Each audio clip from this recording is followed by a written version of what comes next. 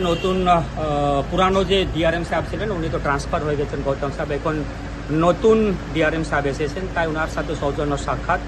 এবং কিছু পুরানো যে দাবিগুলো ছিল সেই দাবিগুলো ওনার স্মরণ করে দেওয়া এবং সেই দাবিগুলো যাতে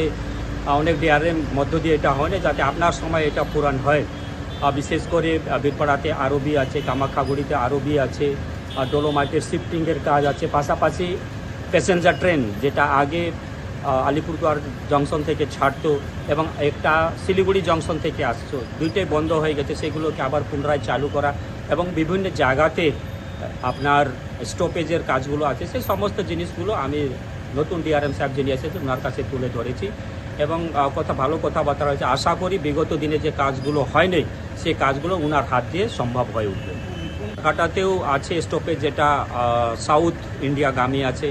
বীরপাড়াতে আছে আপনার যেটা কামাখ্যাপুরে, এরকম অনেক জায়গাতে আছে, সেটা লিখিতভাবে ওনার কাছে দিয়েছি। এক দুটা আমি উদাহরণ স্বরূপ আপনার কাছে বললাম, এরকম অনেক স্টপেজ আছে, নতুন ট্রেন আছে, সমস্ত জিনিস আমি ওনার কাছে তুলে ধরেছি।